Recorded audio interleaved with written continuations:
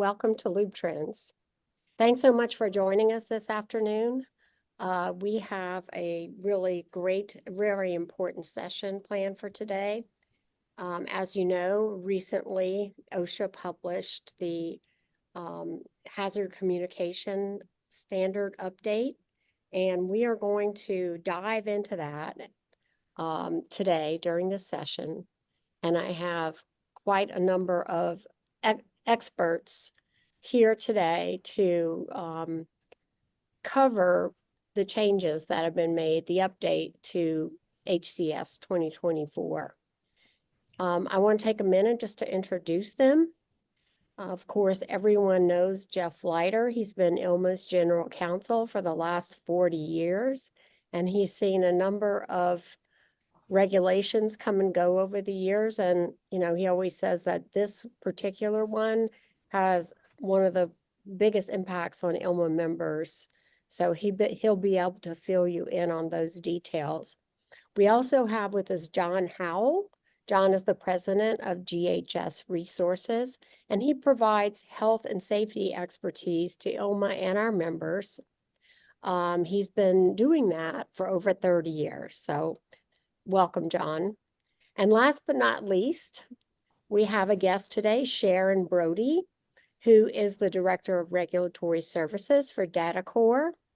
She has over 25 years of experience in the regulatory arena and began her career authoring MSDS sheets prior to GHS in the UK. She's got expertise for the UK, the EU, the US, and other international regulations. She's now focused on GHS, on SDS authoring, hazard communications based on both components and analysis, and other chemical compliance. So thank you, Sharon, for joining us today. I just want to take a minute to say thank you to our longtime, over 4-year sponsor, Chevron Oronite.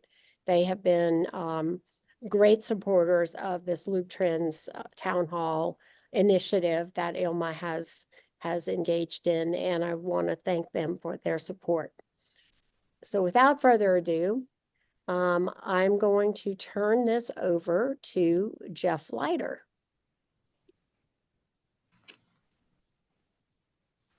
Thank you, Holly. Am I good to go? Let's get a slide up here. Holly, you want to pull up the first slide, please?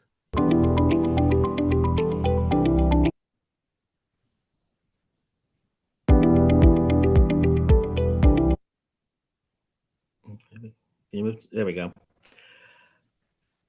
Hi, everybody. Welcome to the day after Memorial Day. Hopefully everyone had a nice holiday.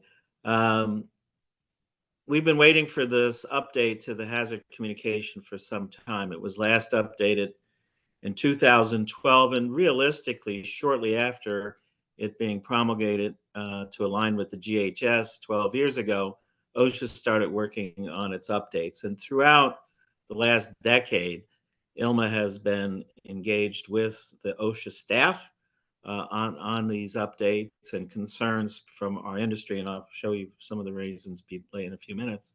I've described, as Holly mentioned, and that this is the mother lode. This is, from a regulatory perspective, probably the one that cuts across the entire industry and has the largest impact in terms of cost.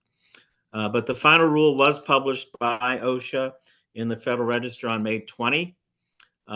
In the Federal Register, it's 318 pages long. The double-spaced copy we acquired before it was published was 703 pages. So because of the density of the document as well as its length, we're still in the process of digesting and trying to really look at every single issue that's there. Just so you know, there's a difference between effective date and compliance dates. So for legal reasons, OSHA published this rule. It has a 60-day period before it becomes effective. And there's two reasons for doing that. The first is if someone decides they want to challenge the rule in court, they have 60 days in which to file a petition with one of the circuit courts of appeal. And then secondly, it also triggers a review by Congress They have 60 legislative days that effectively would take it beyond the end of this year for Congress to say they don't like what OSHA did. I will tell you, when you read through the 318 pages, ILMA is mentioned numerous times throughout the document.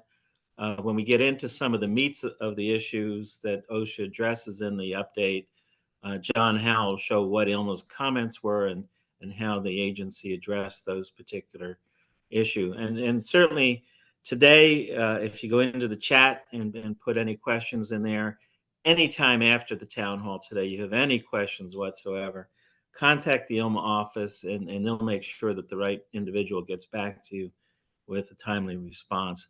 Next slide, please. OSHA says right out of the chute, both when they proposed the rule and in the final rule, that the rule is largely aligned with version 7 of the GHS, even though internationally the GHS has gone beyond version 7. The last amendments in 2012, again, that was version 3. Sharon will talk about, during her part of the presentation, about how OSHA believes by aligning with GH7, this affects exports, let's say, to a number of countries, including Canada, Australia, and throughout the EU. There were 6 primary changes that OSHA makes in the 2024 amendments.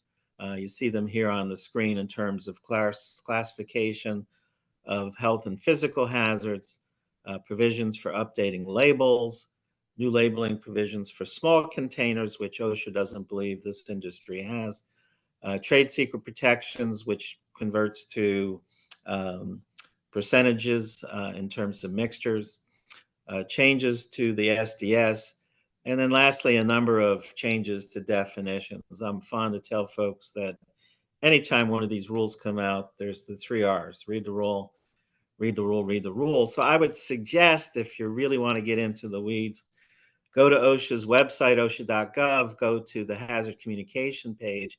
They actually have a red line version that shows how they compare this to the 2012 amendments back then. And that would be very helpful in terms of also helping you understand and get educated on what OSHA is doing here. Next slide, please.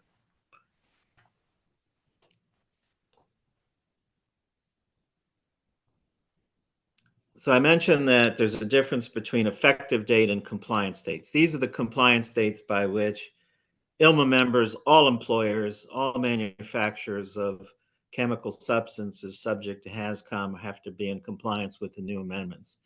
So we're looking at a distinction made by the agency between substances and mixtures. You can see the dates here. As opposed to the initial proposed rulemaking, OSHA did kick out the mixtures component a total of 3 years and an additional time. And so these are the deadlines. I'd probably take this particular page and just print it out and put it up on the bulletin board, or whatever you have, tape it up in the office, just so that you have those dates in front of you. Interesting, and I think maybe John might talk about this. If your upstream supplier you're buying additives from technically has a mixture, they have until July 19th to get it to you of 2027, which gives you little time to then pass it down to your customers. So we're kind of in somewhat a similar situation in terms of timing, but there is this additional room that OSHA gave, particularly on the mixture side, to come into compliance. Next slide, please. One of the things that OSHA does say in the final rule, that the effective date, even though it's in July, that as of this past May 20, any company that's regulated can comply with either the new amendments or continue to use the 2012 version until the new compliance deadlines come into effect. So you've got a choice there, but while they give you, the employer, the regulated entity, the flexibility to decide which version it wants to go under and when they want to change over, from an enforcement perspective, OSHA will continue to use their enforcement directive from 2015.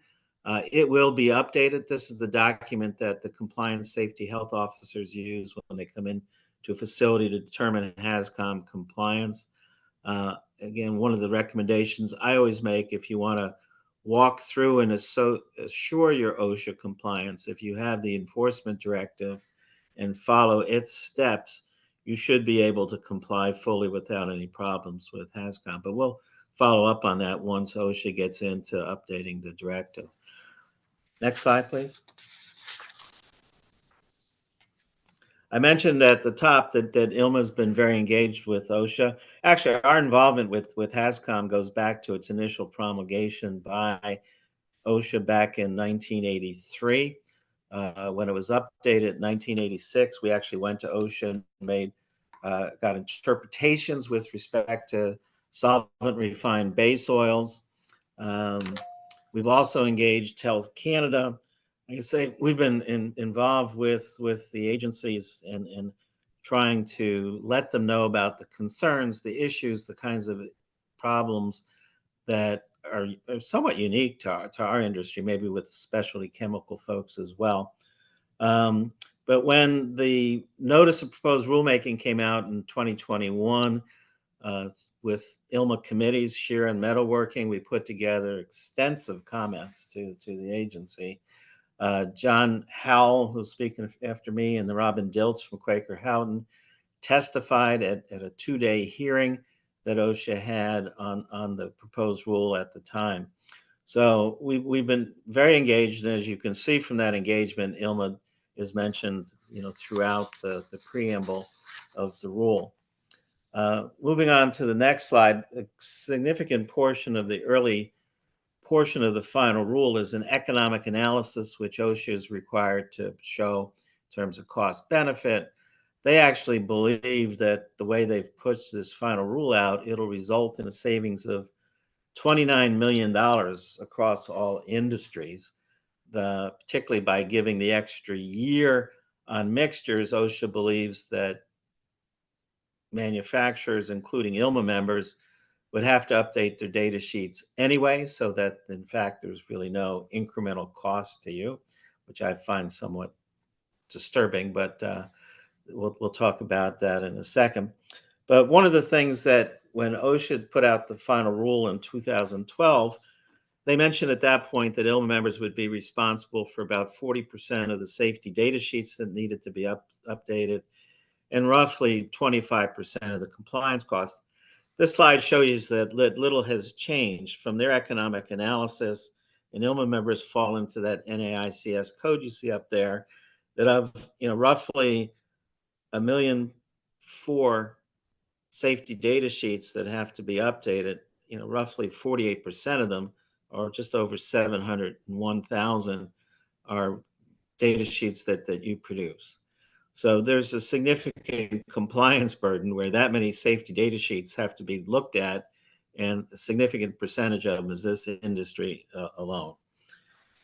In terms of affected labels, the number is certainly much smaller, but I still got a little bit incredulous when I read this from the standpoint of just we're saving money because we'd have to look at 700,000 safety data sheets between now and 2028 anyway. I asked that rhetorically. If you go to the next slide, OSHA breaks out the costs by NAICS code, and these are the costs that they believe affect ILMA membership in terms of getting familiar with the rule, updating the safety data sheets and labels, that it's about a $1.2 million exercise for the typical ILMA member company. If you go to the next slide, they break it out a little bit further in terms of some of the costs, in terms of folks, particularly what they're looking at electronic, with their software applications, that it would take about 0.7 of an hour per data sheet, at a unit cost of about $42, almost $43 an hour. And then they annualize this cost at a 7% discount rate over 10 years.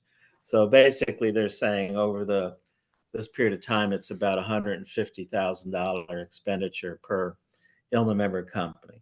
That's not insignificant. I mean, they look at profitability of the companies.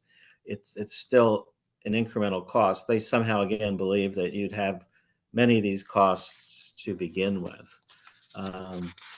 Whether we go back to OSHA on this, I mean, certainly one of the things I'm hoping that we do is track that. So that tees up for you kind of where we are, and I'll turn it over to John Howell and turn it back to Holly to then go to John to get into some of the real details of the issues that are posed by HCS 2024.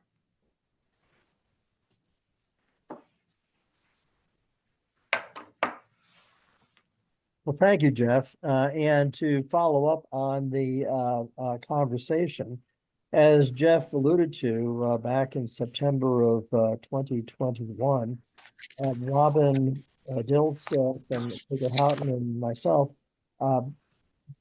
gave some oral testimony to OSHA during that two-day public hearing, and then followed that up with a written document which summarized the issues and highlighted some of the results from the survey that ILMA conducted right after the the public hearing was held.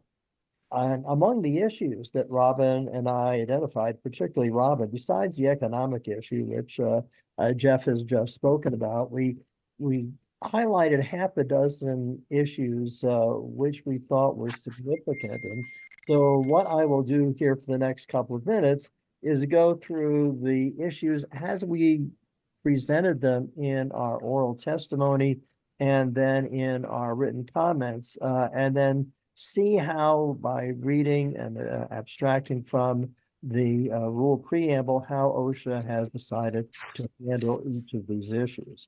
So the first one is that the proposed rule added a requirement that the hazard classification, according to the processes and procedures in Appendix A for health properties and Appendix B for physical properties, that needed to now take into account not just normal conditions of use, but foreseeable emergencies. And in the proposed rulemaking, they did not define what either was normal conditions of use or foreseeable emergencies. We'll come to that in a second. So our ask was to include in the final rule a definition of what normal conditions of use actually was. We suggested that OSHA needed to make it clear that the hazard, such as it might be from a mixture that an ILMA manufacturing member was preparing, was the communication needed to be only about when the substance was used as directed, or the mixture was used as directed. And next slide, please, Holly. And how did OSHA respond? And the page numbers here refer to, ladies and gentlemen, the pre-publication copy. We can go back and amend the slides to include the version published in the Federal Register. But on page 250, what OSHA said was, in response to this issue of what are normal conditions of use and what's the definition, OSHA said they are deleting the phrase under normal conditions of use and foreseeable emergencies, instead adding the phrase at the end of paragraph D, subparagraph 1, the hazard classification shall include any hazards associated with the chemicals or mixtures' intrinsic properties, and then adding two subparagraphs on the next slide. D1, little Roman numeral 1, a change in the chemical's physical form, and D1, little Roman numeral 2, chemical reaction products associated with known or reasonably anticipated uses or applications.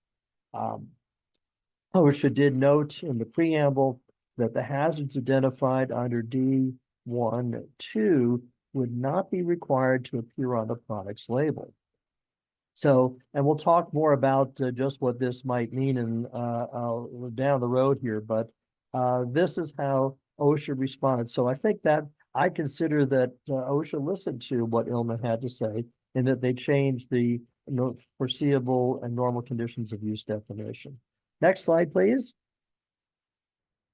And then hearing what was foreseeable emergencies. Again, the proposed rule added the requirement that the classification be on foreseeable emergencies. And we said, well, wait a minute, OSHA, how is an ILMA manufacturing member going to know what a user, a downstream user, might do to utilize the chemical in a non-prescribed manner? So we asked that that the user should be the one to classify hazards based on the hazards in their own environment, and that should not be something for which the manufacturer was responsible. Let's see how OSHA responded to that one on the next slide. And here's what the response was. OSHA says, again, these pages refer to the pre-publication copy.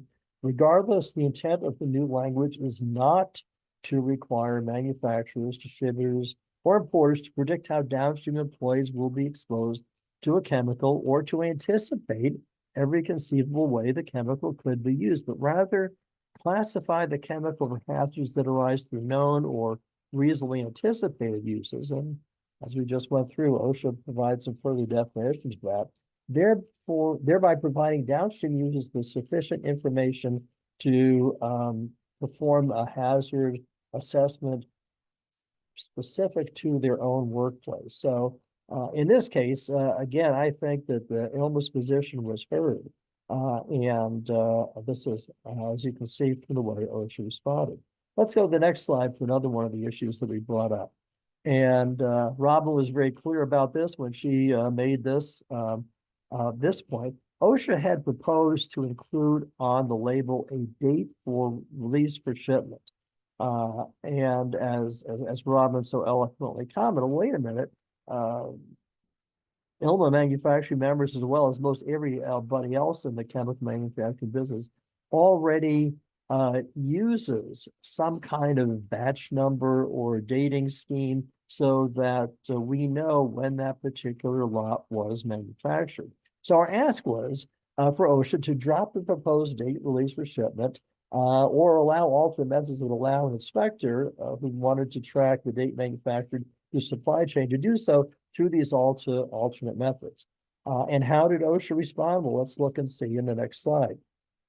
Well, and in this case, OSHA listened again to what ILMA had to say. The agency finds compelling the arguments that the date a chemical was released for shipment is not needed on labels because this information is already available through other means.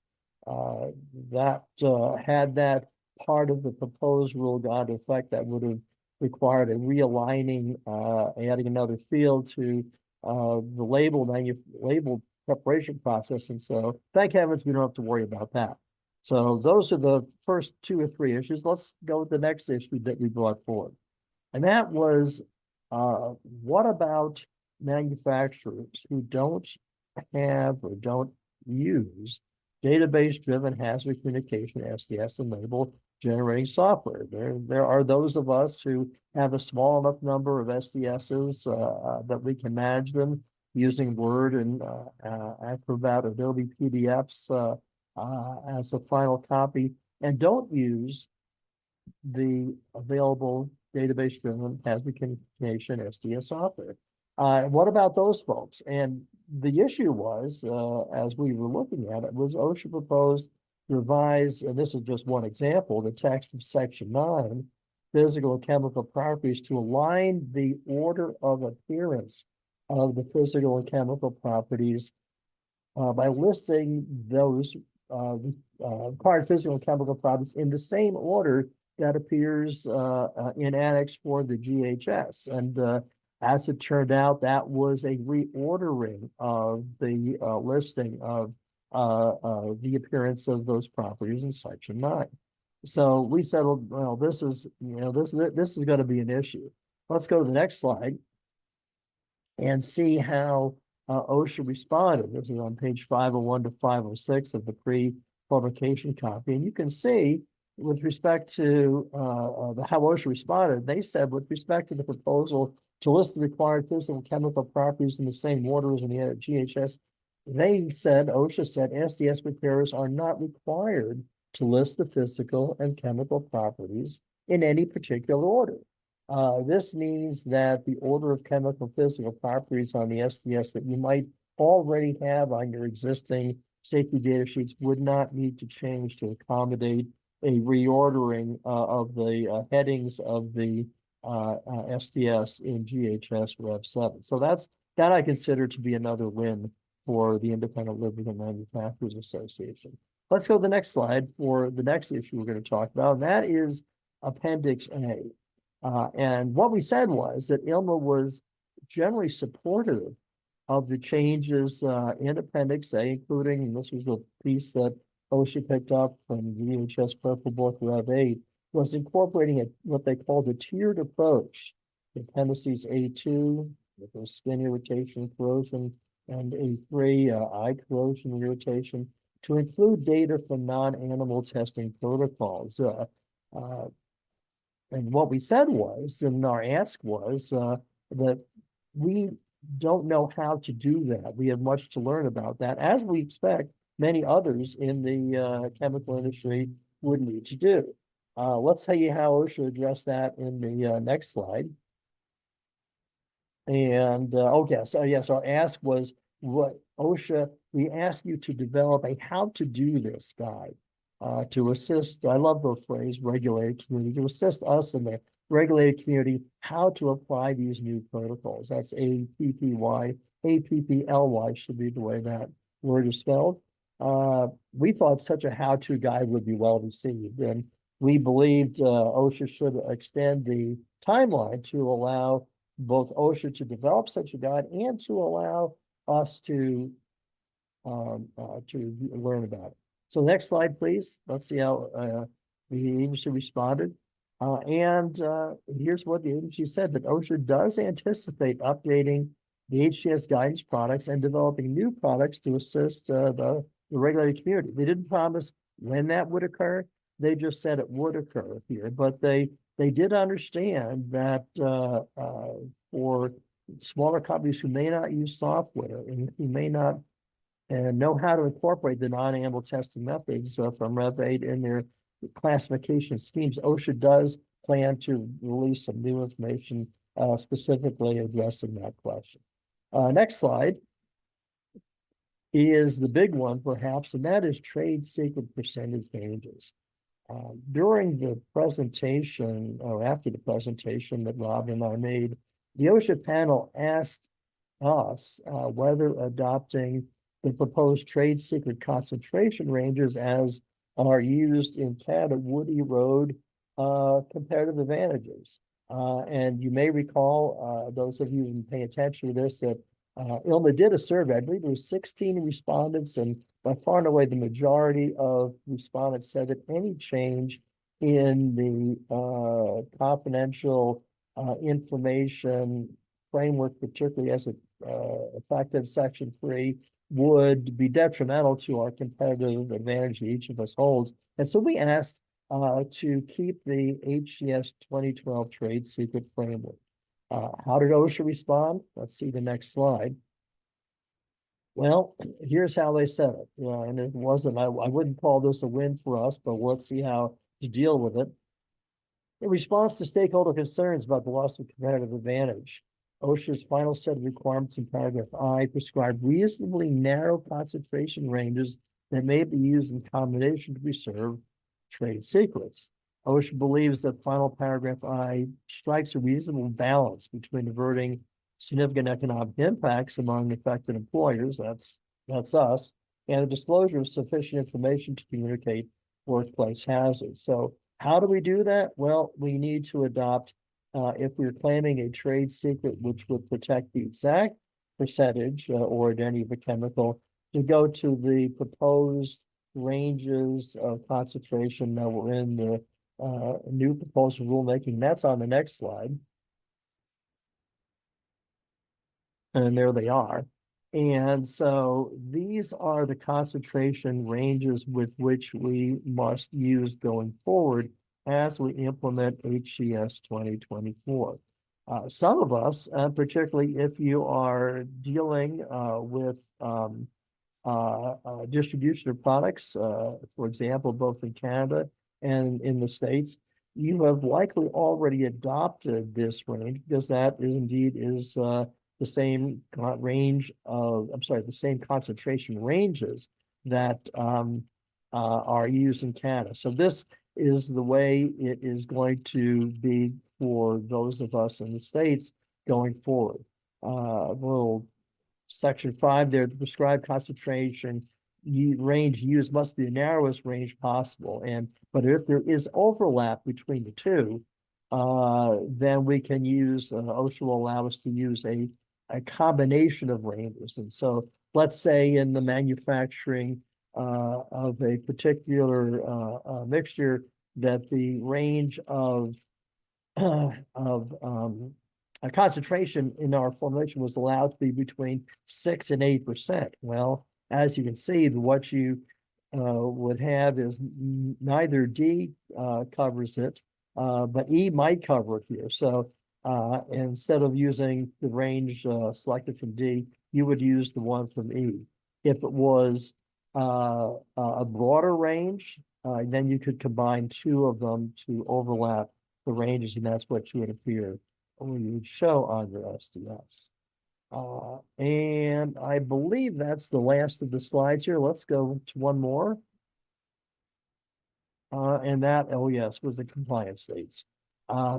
We responded to OSHA's new proposed rulemaking of a 1 year for the chemical manufacturer and 2 years for the mixture manufacturers, and said that that simply isn't enough time, and particularly when it came to the impact of updates from third-party software suppliers, SDSs from upstream suppliers, including, as Jeff alluded to, manufacturers of other mixtures, which we use in our own products, that we don't know how timely they're going to be. And so our concern about a longer implementation time, shorter implementation time can't be overstated.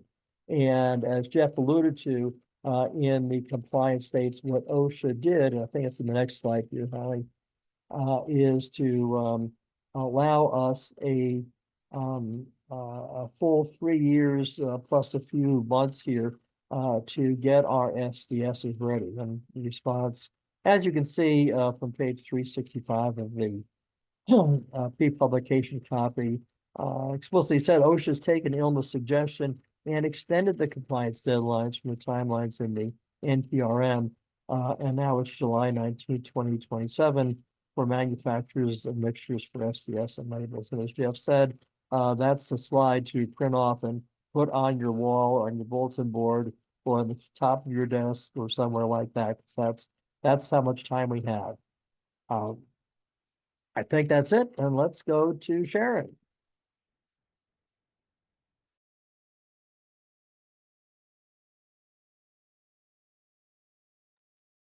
Thank you for that, John. Okay, so when we look at GHS, we really need to look at the whole picture as to why did the US adopt revision 7? Now, currently, the Purple Book, as it's known by, is currently running at revision 10. The OSHA explanation for this was to align with key trading partners who have also implemented revision 7. And these partners include Australia, Brazil, Canada, Chile, New Zealand, and the EU. Singapore started to implement revision 7 and moved on to revision 8 in the end. Next slide, please. So what we'll have a quick look at is what these implementations in these other countries has actually adopted and what has not been adopted. So starting with Australia, this is already in place.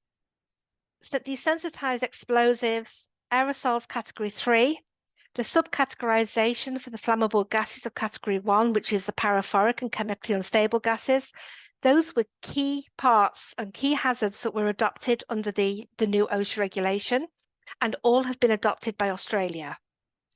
However, Australia have not taken on board some other classifications, such as the acute toxicity category 5, the skin irritation category 3, aspiration hazard category 2, flammable gas category 2, and the environmental hazards, so aquatic chronic, aquatic acute, and also the ozone layer.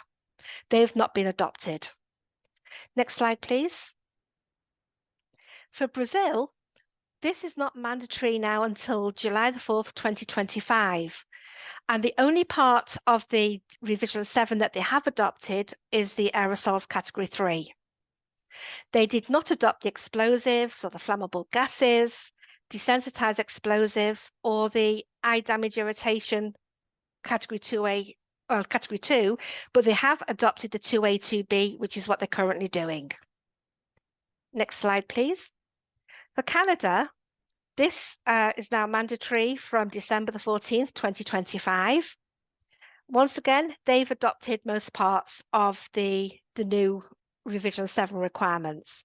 That's the aerosols category 3, the flammable gas category 1, which is split between the paraphoric and the chemically unstable gases, but currently have not actually adopted explosives. So the desensitized explosives have not been currently adopted, although that's a little bit in the air still, that may come on board.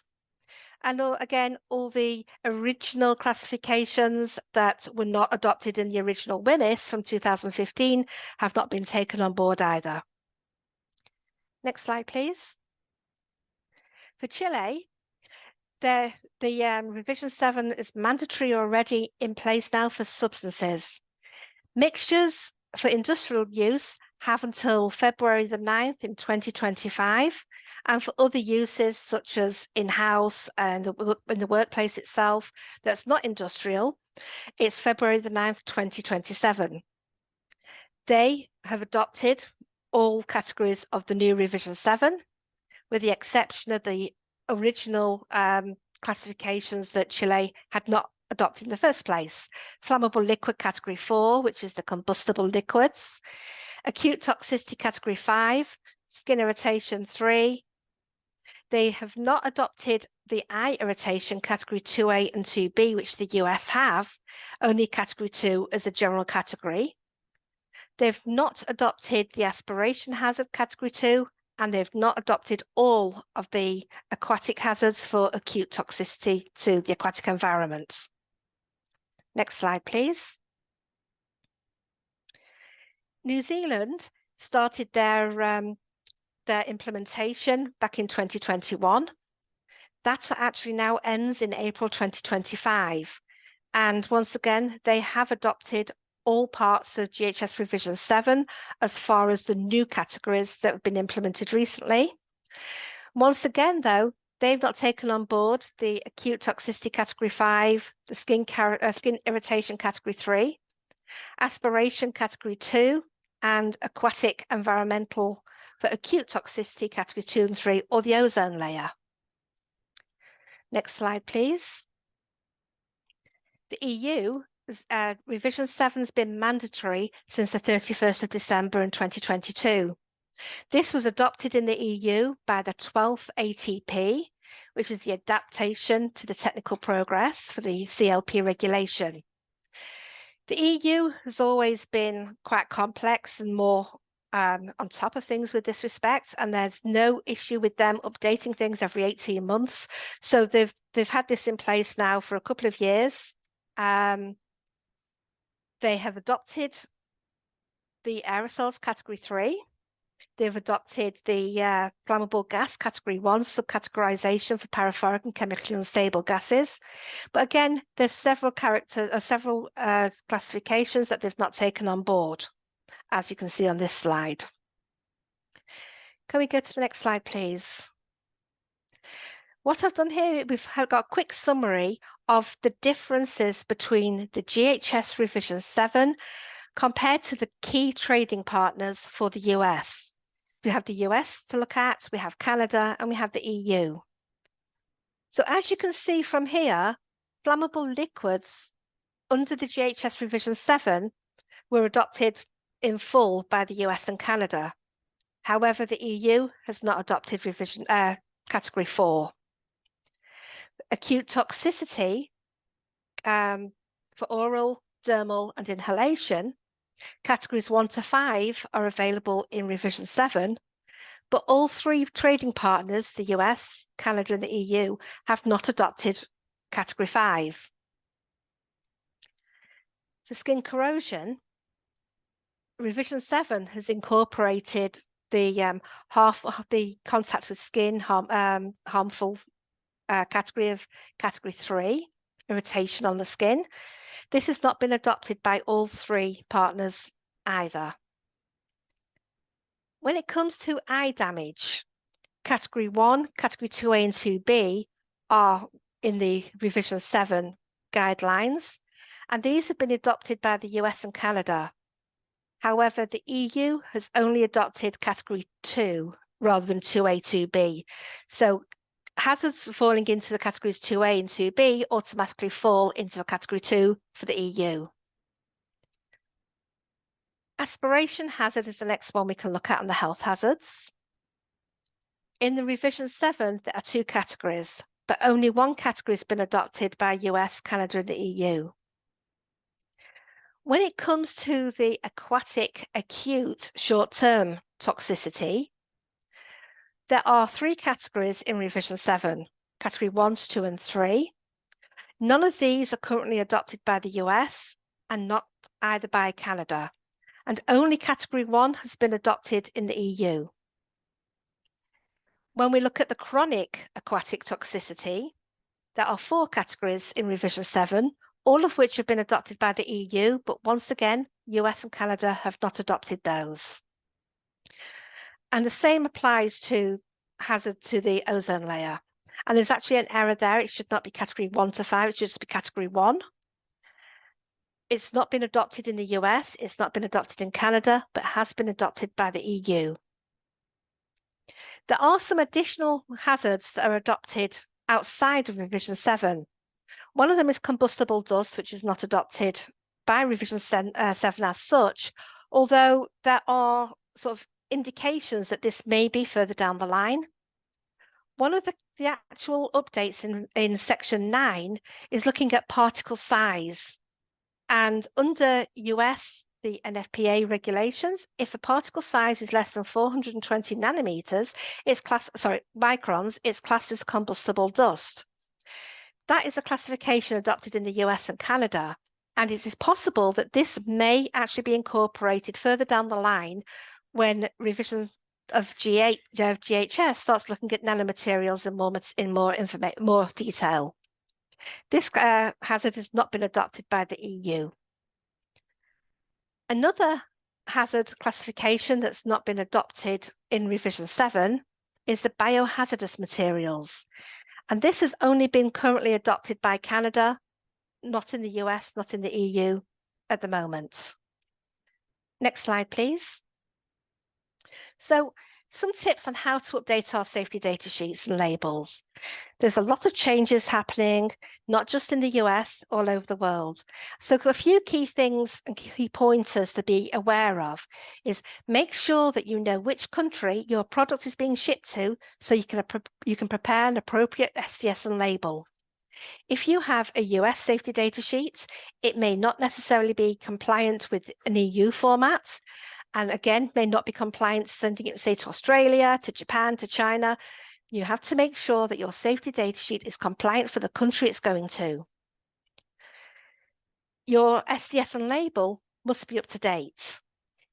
Any updates to any new hazards or exposure limits or risk management measures, once they become available, updates are required to your safety data sheets, and these will then need to be distributed down your supply chain.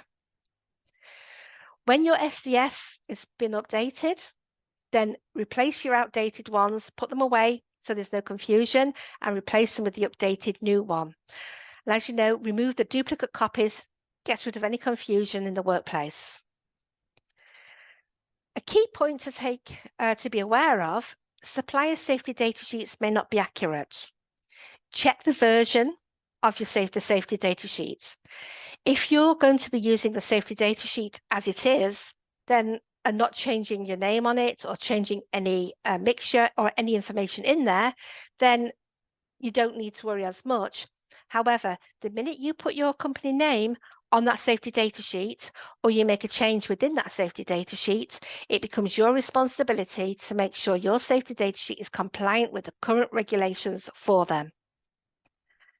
And another thing that is quite important, although it doesn't completely relate to GHS as such, you have to keep an archived copy of all your product safety data sheets for at least 30 years. This is actually part of the employee exposure regulations, where the actual the exposure of each employee is kept on file for 30 years. And as part of that, the safety data sheet for all products and mixtures that they've actually been in contact with has to be part of that. Next slide, please. I think over to you now, Holly. Thank you. We've heard a lot of information, and hopefully everyone is not too overwhelmed by it. The slides that we've used today will be available on the ILMA website under Member Resources, LubeTrends. So look for that. We will be making a recording of this webinar available to members. But in the, 5 things that you should be doing, and I want to thank Jeff and John for their suggestions with this. And number 1 is to read the rule and to watch for ILMA communications. We are going to be sending out a lot more information about this regulation as the compliance dates approach. So make sure that you keep an eye on all the news that's coming from ILMA. You should also talk with your SDS authoring software company about the timing of software upgrades and make sure that you're aware of what those are so you can just be prepared for it. You can be reaching out to your suppliers and finding out from them when they expect to have updated information to customers. And of course, number 4, assemble a team within your organization to keep compliance strategy in place. Finally, you want to prepare communications to your downstream customers. So, take a look at these 5 suggestions and start thinking about how you want to implement that in your company. Now, I have a couple of questions in the Q&A, so I'm going to stop sharing and I'm going to ask the panelists to return so that I can throw these questions out. And if anyone else has questions, please feel free to add your question to the chat. Can we get a link for, well, that's an easy one, for where the red line of this is on the OSHA website? And the answer to that is yes, we can definitely send that around to everybody. So we will get that to you. And then I just checked. I'm not sure OSHA has it up yet, but we'll make sure I get it from the OSHA staff. Yeah. Okay, good. Yeah. And then let's see. Now I wonder just how this is for Sharon. Now I wonder just how harmonized the GHS truly is. It seems like it's regional and not global. Yes, that's correct. Each country has the ability to pick and choose which part of each GHS revision they want. Currently, we're still quite away from being harmonized. It is regional. You even have differences within, like, for example, the EU, where the UK is now on a different version to the EU itself and has its own sort of specific requirements. So although we're actually not quite there yet as far as harmonization, by all these countries all working to the same revision, we're getting there slowly, possibly by revision 25. That's my guesstimate. It's some time away yet. Okay, so an anonymous attendee asked if Canada and the US are still planning to align the SDS requirements, so we only have to create one SDS. Yes, I'm okay to answer this one. There's been quite a lot of conversations between the two governments, and I believe that they are planning on aligning those completely so that the same data sheet can be used for both places. That's great news. I would just add, Holly, there's something called the RCC, it's the Regional Cooperation Council. OSHA and Health Canada meet regularly, and they are trying to move in the direction of a single SDS. It makes a lot of sense. And that's addressed in the preamble to the final rule. There's a section on the RCC. Okay. Jeff, can you comment on some of the things that members can expect that ILMA will be providing as we prepare members to comply with this regulation? Sure. I mean, in terms of some of the things that we've kicked around, and it goes back to what we've done in the past in terms of particularly, and I might let John chime in here a little bit too, on Appendix A in terms of the classification of health hazards. OSHA is trying to put more information into this rule with respect to non-animal testing. So one issue becomes, to the extent members, let's say, are moving more to in vitro testing for determining aspiration hazards, for example. This should make it easier. I think we need to really dig a lot deeper into particularly Appendix A. And so members have questions. I think the Q&A back and forth as we move forward. My hope would be that we could have, and I don't know whether you want to call it a white paper or some other document, but effectively something that says, here's what you got to do in a little more detail than what we've done here. So for example, your DOT labeling and pictograms, OSHA made some changes there in terms of on the shipment side. Some of the other things that we think are important. I'd like to think we could get that document out in the next couple of weeks to folks and have them chew on that, and also just see what other issues it presents to their operations in terms of coming back. One of the pieces that fits in at the back end is training. So each member is going to have to update their written plans for their operations with their customers. I'd like to think that at some point it'd be appropriate for us to conduct a train the trainer session so that member companies, trainers, can make sure that they're getting all to work with the company employees. Oh dear, Jeff, on the you are written- breaking on up. the piece. Jeff, you're breaking up a bit, but I just want to throw out a question for John. I know that he may have touched on it briefly, but when can we expect a format for the new SDS, and will there be any automation to prepare these documents? Well, and that brings up the questions that we earlier talked about, is those of us who use a couple of things, Holly. Those of us who use authoring software are really relying on our software suppliers to provide updates. And perhaps some of us on the call have already made that phone call or sent that email to our software suppliers and said, hey, OSHA just published this, now 8 days ago on May 20th.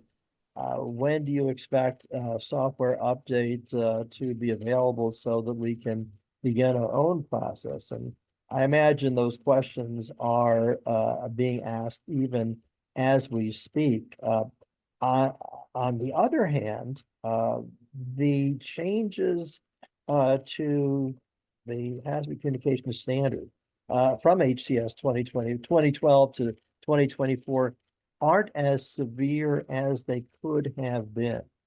Certainly the Section 3 changes of percentage ranges that are allowed to be used is maybe different than some of us who have been doing STSs are used to. And there's a couple of points, though, that to follow up on what Jeff said. One is I could very well foresee how to understanding the changes in Appendix A, particularly when it comes to the incorporation of non-animal testing methods, using the various OECD protocols that are out there. We may or may not get that information from some of our suppliers. But if we do, then how do you incorporate those results? So that's one thing. The second part is, and I'll come back to one of the issues that we discussed earlier on. And that was the change that OSHA made in the rule to